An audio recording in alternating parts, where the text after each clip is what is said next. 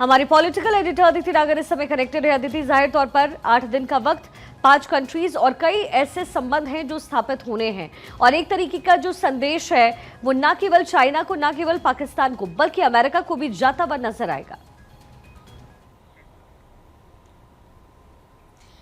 देखिए, प्रधानमंत्री नरेंद्र मोदी लंबे समय से अपने जो विदेश नीति है उसके लिहाज से जो साउथ ग्लोबल की लीडरशिप है उसकी तैयारी में है। और ये जो जिसको 10 सालों में सबसे बड़ा दौरे के लिहाज से देखा जा सकता है, शिखा, उस दौरे में भी आप साउथ लीडरशिप की साउथ ग्लोबल की लीडरशिप के लिहाज से ये जो दौरे हैं 5 देशों के, वो बेहद महत्वपूर्ण हैं। लैटिन अमेरिका हो गया, इसके साथ साथ आप देखें कि अफ्रीका हो गया, कैरेबियन हो गया।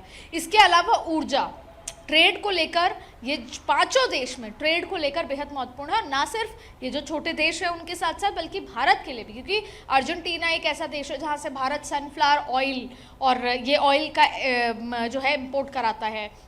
इसके साथ साथ आप देखें कि और भी तमाम जो दूसरे देश हैं वहाँ पर गोल्ड का हमारा बहुत अच्छा रिश्ता है, गोल्ड इंपोर्ट कराने का। तो जाहिर तौर पे भारत के लिए भी ये बेहद महत्वपूर्ण है। और इसके साथ साथ अगर हम बात करें तो एनर्जी, फूड, ट्रेड और ऊर्जा, इन तमाम सेक्टर्स में भारत का जो ये 5 देशों का दौरा है, जो ये 7 दिवसीय दौरा जिसको कहें, 8 दिवसीय दौरा, ये अपने आप में एक तो सबसे बड़ा दौरा है इन राज्यों में जाकर। और देखिए, ब्रिक्स के समिट में जाएंगे, वो अपने आप में बेहद खास हो जाता है। इसलिए ये दौरा बेहद खास है साउथ ग्लोबल लीडरशिप के भी लिहाज से, और इंडिविजुअली इन देशों में जाकर। इसमें से एक देश तो ऐसा है जहाँ पर 30 साल के बाद जाया जा रहा है। तो जाहिर तौर पे हर एक देश और भारत के अपने एक इंडिविजुअल रिश्तों की शुरुआत के साथ साथ उसको और प्रगाढ़ करने को लेकर, एक देश ऐसा भी है जहां पर बहुत सारे इंडियंस वहाँ पर रहते हैं। तो उनके वहाँ के जो इंडियंस हैं, एनआरआईज हैं, उनके लिए जो किस तरीके से वहाँ की जन सुविधा है,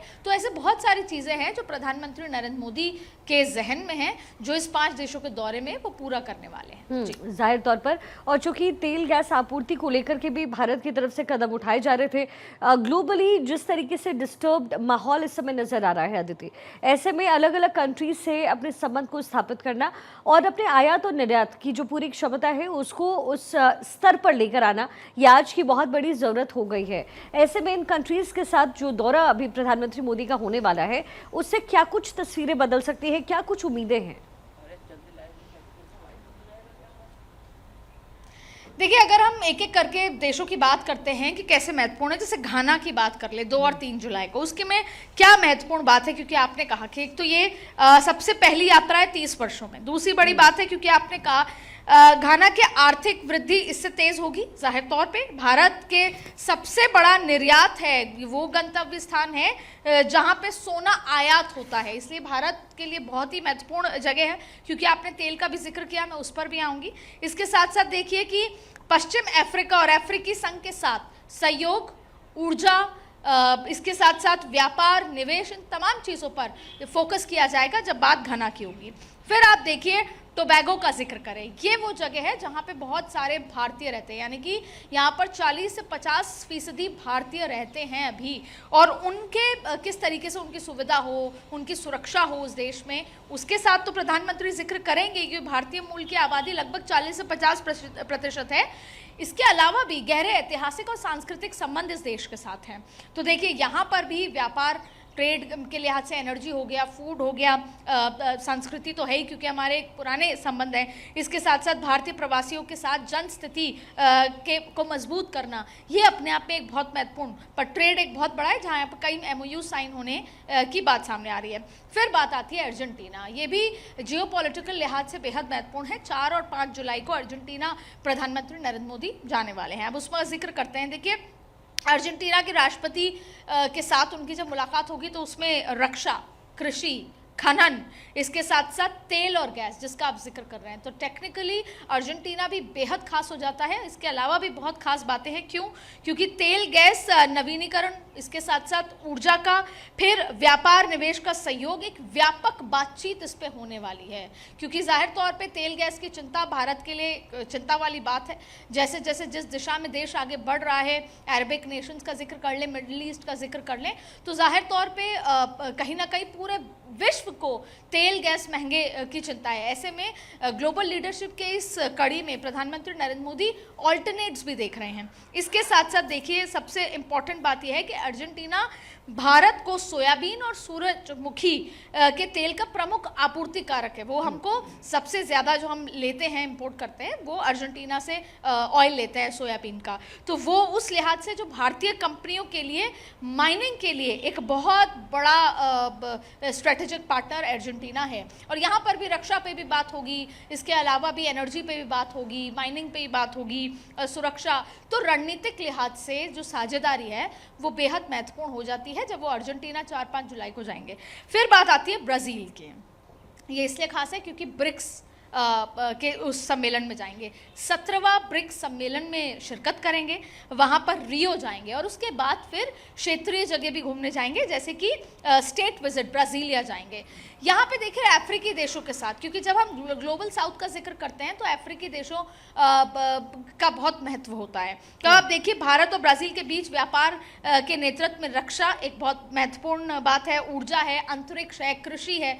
कृषि इसलिए कि साउथ अफ्रीका में एक बड़ी संख्या में जो कृषि लिहाज से बहुत एग्रीकल्चरल कंट्री उसको कहा जाता है। फिर स्वास्थ्य है, प्रौद्योगिक की साझेदारी है। इन तमाम बहुत सारी ऐसी जगह होंगी जिन एमओयूज पे बड़े उसमें साइन किया जाएगा।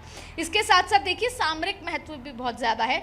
क्यों? देखिए, ब्रिक्स ब्लॉक में भूमिका भारत की, ये अपने आप में, क्योंकि भारत अपनी बात रखेगा, ब्रिक्स सम्मेलन अपने आप में बहुत महत्व रखता है। भारत चाहे टेररिज्म के खिलाफ हो, चाहे फिर जो हालात हैं मिडिल ईस्ट और देशों के, उनके लिहाज से भारत का क्या स्टैंड होता है, हाल ही में भारत जिन चुनौतियों से गुजरा है उसका क्या स्टैंड होता है, अपनी तमाम बात रखेगा। और रक्षा मामले में भी तमाम बातें की जाएंगी, एंटी टेररिज्म पर भी कई बार चर्चा होगी। इसके साथ साथ ग्लोबल अलगाववाद, जो भारत का एक सबसे फेवरेट टॉपिक है और इस समय वो लीड कर रहा है इस मामले में, कि कोई साथ हो या ना हो, ग्लोबल जो अलगाववाद है उसको लेकर वो लीड करना चाहता है, एंटी टेररिज्म बात, तो उस पर, उसके खिलाफ संयुक्त राय बनाने की कोशिश भारत की होगी। इसके साथ साथ वैश्विक शासन सुधार, हम यूएन का असल जिक्र करते हैं कि उसको इसलिए लेकर आए थे वर्ल्ड वॉर 2 के बाद, जैसे वो वैश्विक शासन सुधार कर सके, कोई एक देश अपनी मनमानी ना करे, वो एक पपेट बन के ना रह जाए, उसको लेकर भी बात होगी। इसके साथ साथ एआई व जलवायु स्वास्थ्य से जुड़े मुद्दों पर सहयोग किया जाएगा।